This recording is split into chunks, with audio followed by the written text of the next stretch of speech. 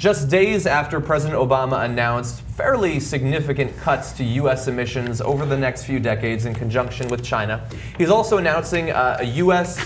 Contribution of $3 billion into the Green Climate Fund, which was set up by the UN last year to address third world climate change efforts. Now, the $3 billion are part of a larger international effort, but we do have numbers on those. Here first is a senior administration official implying that we're going to do this donation. The actual announcement is expected to come this weekend.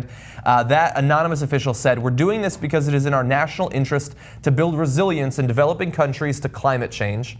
It is a vital part of establishing momentum behind the global climate talks in Paris next year," another anonymous American official said. Now, what he's referring to there are larger international climate talks that are going to take place next year, where Obama is widely expected to announce fairly significant climate change treaties internationally. Now, the contribution by the U.S., according to the Green Climate Fund executive director, will have a direct impact on mobilizing contributions from the other large economies. The other large economies, like Japan and the UK, have been watching to see what the U.S. will do. But we do already have some information on other international funds being given to this climate change effort. Even before Mr. Obama's pledge, at least 10 countries, including France, Germany, and South Korea, had pledged a total of around an additional $3 billion for the fund. Prime Minister Shinzo Abe of Japan announced a contribution of about $1.5 billion at the Group of 20 meeting. Oh, yeah. And it's expected that with the $3 billion from the United States, the other money that we've already seen, and other countries which are waiting to see how significant a contribution the U.S. would give, they might be able to match the $10 billion that the Green Climate Fund is looking to raise. Well, it's a good thing they don't need wrenches. Exactly. Because they wouldn't have enough money. No, right. It costs a lot of money. It's like our nuclear program, that's right. Okay, now, I think that this is great news, and not just because of climate change, because it signals an attitude of President Obama in his last 2 years. So if he was going to shrink away from fights with the Republicans, he wouldn't go around saying, yeah, by the way, without asking you guys, I made a deal with China, and we're going to reduce emissions even greater. In fact, to such a point that I'm amazed that we have the capacity to do that. I'm not sure we do, so bless his heart for trying, right? And then turn around and say, oh, by the way, I also didn't ask you. On funding, I kind of do have to ask you. Maybe not on, my informal agreement with China, but on funding, at some point, he can move money around, but he might have to ask them again. Anyway, I've decided to give $3 billion in foreign aid for climate change. Wow. I mean, so that's telling the Republicans, not really that interested in your bullshit. So here's how we're going to roll the next 2 years. Now, don't get too excited, because there's a lot that President Obama agrees with on the Republicans. So if he's going to be strong in his positions, half of those positions are fairly Republican to begin with, right? For example, the Trans-Pacific Partnership, that's a trade deal that just totally is in favor of corporate America and not in favor of the American people. And the Republicans, of course, love that. They're like, yes, way to be pro-corporate. But on this stuff, a lot of credit, right? He thinks this is part of his legacy, so he's fighting hard for it. This is part of how you fight hard. Yeah.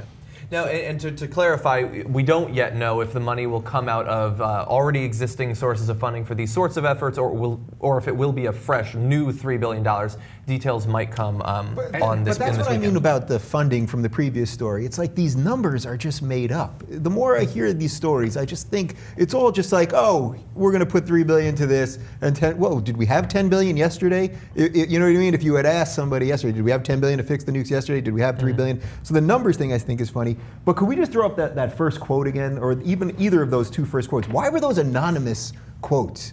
Those were the most benign. Great point. They're the most benign nothingness. You know what I mean? Like, well, I think it's because Obama wants to get the early credit before the weekend when fewer people will be covering it, but they have to make it seem like it was a leak. I guess, but it just seems, I guess that's just how politics works. But it just seems so pathetic to me that everything is anonymous quotes, and the Times says, oh, well, somebody's, like it's just all. Another good point by Dave. Look, you gotta, if you're the New York Times, at some point draw the line and say, I'm gonna need somebody on the record on this. This is not like, you're not Edward Snowden, buddy. Okay, you didn't just leak me vital information. You're doing this to help your own cause. So who the fuck are you? Exactly. Right? Yeah. The people should know. So it's a minor point in the context of the story, but an important point in the context of media. Yeah. So it's a big deal that Barack Obama got this signed with China. It was a surprise to everybody that it goes as far as it does. Of course, Mitch McConnell came out against it.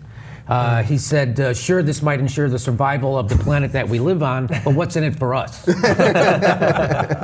So, and of course, Boehner on the earlier deal with China said that it's, quote, job crushing. Now, this is what I would have done if I was a White House spokesperson. Josh Earnest, the president doesn't have to do it, but at least Josh Earnest should go out there and be like, job crushing, that's interesting. I just want to play you guys a tape real quick of Mitt Romney saying that he'd get unemployment he'd be so great, so phenomenal, he'd get unemployment under 6% by the end of his first term. That would be, of course, 2 years from now.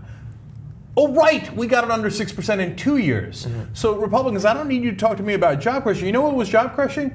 The massive economic recession called the Great Recession that happened under Republicans. And we recovered millions of jobs from that. I would call that the opposite of job crushing. And by the way, here's a real tall glass of shut up juice. Right? So that's how I would have ruled. So again, Democrats have horrible messaging. Again, like you brought up briefly, the TPP, the Trans-Pacific. How can they not message again? So again, because all the media is corporate, and because the Democrats are going to be on board too, so there's nobody out there to say, hey, this thing is anti-American. Because if this was something the Republicans were against, let's say this was an agreement that helped America. So everybody on Fox and Drudge, they would all be screaming that this is bad for America, and everybody would think that this thing was bad for America. But this thing that actually is bad for America, everybody thinks is great because nobody's out there saying it's bad for America except us on the internet, right? So that's, again, the problem, again, it goes back to not only messaging, but their message is that we're our corporate. We're cool with this. We don't have two parties. Again, they're proving Ralph Nader right, correct? Can I throw in just a couple of quick things? Coming off of Cenk's great video yesterday about Obama not getting enough credit for things. This $3 billion is obviously significant, but it does come after, over the past 4 years, $2.5 billion put into the same sorts of efforts. Not into this particular UN fund, but Obama has allocated several $1 billion already to fighting this. And if it seems to any of you that it's odd, like why is this our obligation to help Zimbabwe deal with climate change? Remember that countries like the US, like China, like Russia, disproportionately put these emissions into the air, but we don't even necessarily get affected by them to the same extent that third world countries do. And if it doesn't seem like a good use of money, bear in mind that this is, in a very real sense, an investment. Because when those third world countries have water crises and have domestic conflict, civil wars, we might well be asked at that point to send troops in, and dealing with the problem now could be far cheaper than dealing with the military ramifications later on in several decades. And the Republicans just made, speaking to climate change, they just appointed James Inhofe, right? He's going to be he's the Senate Environment Committee chair, which will ensure the planetary survival of Bizarro World.